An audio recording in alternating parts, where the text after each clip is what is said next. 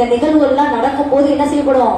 அதனுடைய உயிர்கள் அதனுடைய உடல்ல சேர்க்கப்படும் அப்படின்னு என்ன சொல்றான்? அல்லாஹ் குர்ஆன்ல சொல்றான், இதில் உயிர்கள் மீண்டும் அதன் உடல்களில் சேர்க்கப்படும் போது அல்லாஹ் தஆலா கியாமத் நாள்ல வானத்தை என்ன செய்வானா? சுருட்டி தனது வலது கையிலும் பூமியை சுருட்டி தன்னுடைய இடது கையிலும் வைத்துக் கொள்வானா. வானங்களை சுருட்டி எப்படி வச்சிருப்பானா?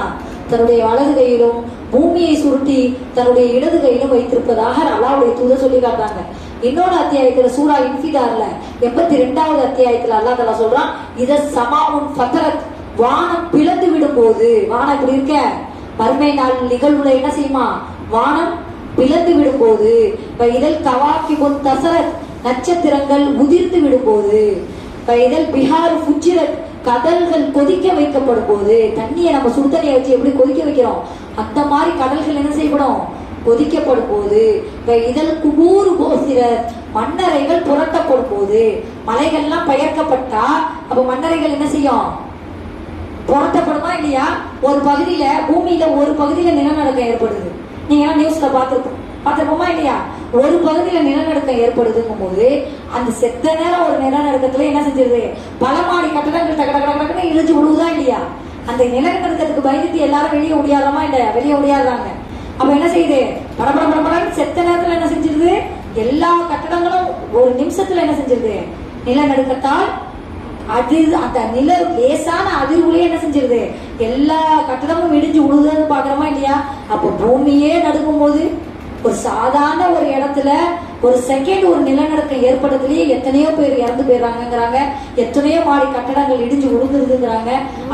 பூமி ஃபுல்லா ஆட்டம் காணும் போது எப்படி இருக்கும்? மலைகள் எல்லாம் முளைகளாக நிலைத்து வச்சிருக்கிறான். அந்த மலைகள் பெயர்க்கப்படும் போது பூமியெல்லாம் என்ன செய்யப்படும்? ஆட்டம் காணும்.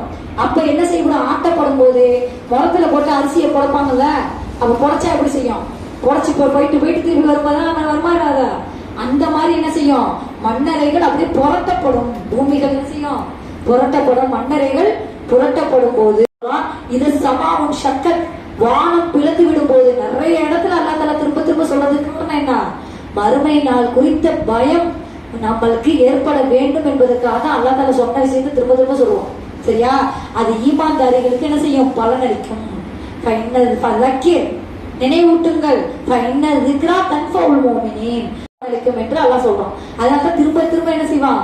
சொல்லி காட்டுறான். இத சமாவும் சக்கத், வானம் பிளந்து விடும் போது அதினத்தில் ரப்பிஹா வஹுக்கத், கடமையாக்கப்பட்ட நிலையில் தனது இறைவனின் கட்டளைக்கு அடிபணிந்த போது. இதழ் அருள் முத்தத், பூமி நீட்டப்படும் போது. பூமி எப்படி செய்யும்? நீட்டப்பட்டோம். இந்த மாதிரி மரம் செடி கொடிகள்லாம் ஒண்ணுமே இருக்காது. எல்லாத்தையும் அழிச்சிட்டு பூமி கட்டாந்தரையா ஆயிடும். எப்படி ஆயிடும்? செம்பு தரையாக ஆகிவிடும். பூமி அந்நாள்ல எப்படி இருக்கும்? செம்பு தரையாக ஆகிடும். தன்னிடம் உள்ளதை வெளிப்படுத்தி அது வெறுமையாகி விடும்போது பூமியில உள்ளாக்க என்னெல்லாம் இருக்கும் அது எல்லாம் வெளியில வந்துடும்.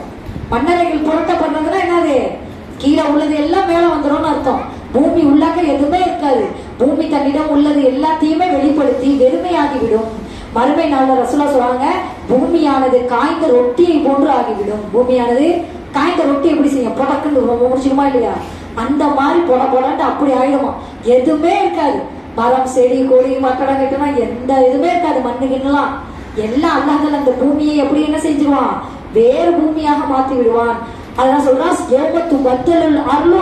வேறு காணங்களாக மாறிவிடும். பூமிகள் என்ன செஞ்சிடும்? வேறு பூமியாக மாறிவிடும். புரியுதா? அப்ப இந்த பூமி இந்த மாதிரி பூமியாக இருக்காது மறுமை நாள் நிகழ்வு ஏற்படும் போது. அதுக்கப்புறம் அல்லாஹ் தஆலா என்ன செய்வான்? சிராத்துங்கிற ஒரு பாலத்தை வச்சிருப்பான். எதுக்கு மேல? நரகத்தின் மேல. நரகத்தின் மேல என்ன செய்யும்? சிராத்துங்கிற ஒரு பாலம் இருக்கும். அந்த சிராத்துங்கிற பாலத்தை கடந்துதான் சொர்க்கவாசிகள் எங்க போகணும்? சொர்க்கத்துக்கு போகணும். சிராத்துங்கிற பாலத்தை கடந்துதான் என்ன செய்யணும்? சொர்க்கவாசிகள் சொர்க்கத்துக்கு போகணும். அதுல எப்படி அந்த பாலத்தை கடப்பாங்களா? அந்த பாலத்தை கடந்தாதான் சொர்க்கத்துக்கு போக முடியும். அந்த பாலத்தை கடக்கவில்லையானால் நரகத்துல போய் விழுக வேண்டியதான். அல்லாஹ் அந்த நரகத்துக்கு அல்லாஹ் தஆலா என்ன செஞ்சிருப்பானா? கொக்கி வச்சிருப்பானா. என்னது? கொக்கி மாதிரி வச்சிருப்பானா. யாரு அந்த கெட்டடியார்கள் எல்லாம் அந்த கொக்கி மாட்டி இழுத்து நரகத்துல தூக்கி தள்ளிடுவான். நல்லடியார்கள் தான் என்ன செய்வாங்க? சொர்க்கத்துக்கு போவாங்க. அவங்க கூட எப்படி போவாங்கன்ற சொல்றாங்க. சில பேர் மின்னல் வேகத்துல அந்த சிராத்துங்கிற பாலத்தை கடப்பாங்க. சில பேர் காற்றின் வேகத்துல கிடப்பாங்க, சில பேர் என்ன நடந்து செல்லக்கூடிய வேகத்துல கிடப்பாங்க, சில பேர் ஓடி செல்லக்கூடிய வேகத்துல கிடப்பாங்க, சில பேர் தவந்தாவும் போய் சேர்ந்துருவாங்க. மற்றபடி மற்றவங்க எல்லாம் என்ன செஞ்சுவாங்க, கட்டடியார்கள்லாம் அப்படியே அந்த கொக்கில மாட்டி மாட்டி இழுத்து நரகத்துல கொண்டு போய் தள்ளிடும். விசாரணைக்கெல்லாம் பிறகு அந்த சிராத்துங்கிற பாலத்தை எல்லாம் வச்சிருக்கான். விசாரணைக்கெல்லாம் பிறகு அந்த சிராத்துங்கிற பாலத்தை கடந்துதான் நம்ம என்ன செய்ய முடியும், சொர்க்கம் நுழைய முடியும். அதே அத்தியாயத்துல அல்லாஹ் தஆலா சொல்லி காட்டுறான், அம்மாமன் ஊத்திய கிதாபஹு பியமீனிஹி, எவருடைய புத்தகம் அவருடைய வலது கையில் கொடுக்கப்படுதோ. எவருடைய புத்தகம்னா என்னது, ஒவ்வொருவருக்கும் நம்மளுக்கு கழுத்துல இப்ப மாட்டி தொங்கிட்டு இருக்கு. இப்ப கூட மலக்குமார்கள் என்ன செய்வாங்க, பதிவு செய்வாங்க. அல்லாஹ்வுடைய கலாமை நினைவு கூறக்கூடிய சபைகள் தான் சபைகள்லயே மிக சிறப்பான சபை.